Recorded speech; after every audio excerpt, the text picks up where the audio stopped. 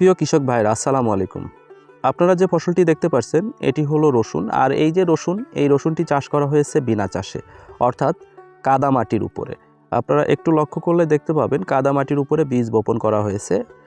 খুবই চমৎকার এবং পরিপুষ্ট হয়েছে এই যে কাদা মাটির উপরে রোপণকৃত গাছগুলো। তবে এই গাছগুলোর পাতার যে আগার দিকটা, সেই দিকটা অনেকটাই মরা দেখা যাচ্ছে, অর্থাৎ আগামরা রোগের যে আবির্ভাব সেটি হয়েছে এই রসুনে। তো এই যে রসুনের কাদামাটির উপরে রোপণের চাষ ব্যবস্থা, এটি বর্তমান সময়ে খুবই আলোচিত একটি চাষাবাদ ব্যবস্থা।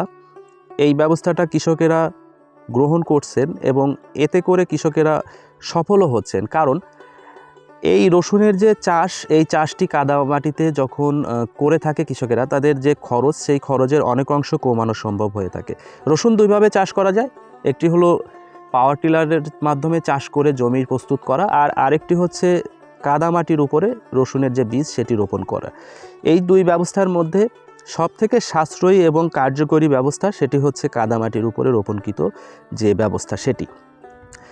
তো বর্তমান সময়ে এই জমিতে আপনারা লক্ষ্য করলে দেখতে পাবেন যে পাতার যে আগার দিকটা রয়েছে, এই আগার দিকটা পুড়ে যাওয়ার মতো দেখা যাচ্ছে, অর্থাৎ আগাপুরা রোগ। এই রোগটি ছত্রাকের কারণে হয়ে থাকে। ছত্রাক নামক যে জীবাণু, সেই জীবাণুর দ্বারা আক্রান্তিত এই রোগটি যদি সঠিক সময়ে দমন না করা যায় বা প্রতিরোধ গড়ে না তোলা যায়, তাহলে এই রসুনের যে ফলন, এই ফলনগুলো অনেক অংশেই কমে যাওয়ার সম্ভাবনা রয়েছে।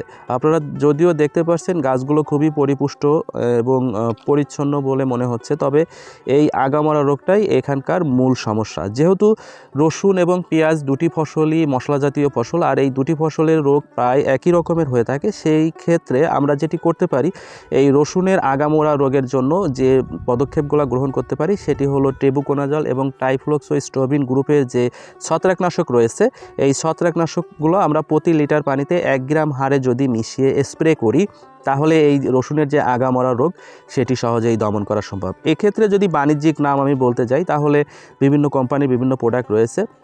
নাটিভো একটি প্রোডাক্ট, সেটি আপনারা ব্যবহার করতে পারেন। প্লাস্টিন আছে, প্রোপেল আছে, এই যে জাতীয় প্রোডাক্টগুলো রয়েছে, এই জাতীয় প্রোডাক্টগুলো যদি আপনারা প্রতি লিটার পানিতে 1 গ্রাম হারে মিশিয়ে স্প্রে করেন, তাহলে এর যে পাতা পোড়া রোগ সেটি সহজেই ভালো করা সম্ভব।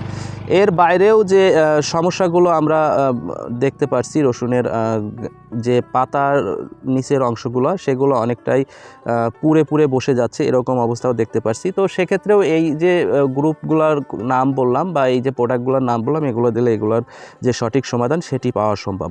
এছাড়াও যদি আপনারা ইপ্রোডিয়ন গ্রুপের যে ছত্রাকনাশকটি রয়েছে, এই ছত্রাকনাশকটি আপনারা ব্যবহার করেন, তাহলে সঠিক সমাধান পেতে পারেন। তবে সবথেকে ভালো হয় বর্তমান সময়ে ইপ্রোডিয়ন এবং কার্বেন্টাজিম গ্রুপের যে ছত্রাকনাশক রয়েছে, এই ছত্রাকনাশকগুলো আপনারা সুন্দরভাবে প্রতি লিটার পানিতে 2 গ্রাম হারে যদি ভিজিয়ে স্প্রে করতে পারেন, সেক্ষেত্রে আপনাদের এই যে পাতা পোড়া রোগ, এই রোগটি দমনে রাখা সম্ভব। কিন্তু আপনাদের যেটি করা উচিত ছিল বা করতে পারেন, সেটি হচ্ছে রোগটি আসার আগেই এর দমন ব্যবস্থা গ্রহণ করা। আশা করি ভিডিওটি আপনাদের কাজে আসবে। ভালো থাকবেন, সুস্থ থাকবেন, দেখা হবে পরবর্তী ভিডিওতে। আসসালামু আলাইকুম।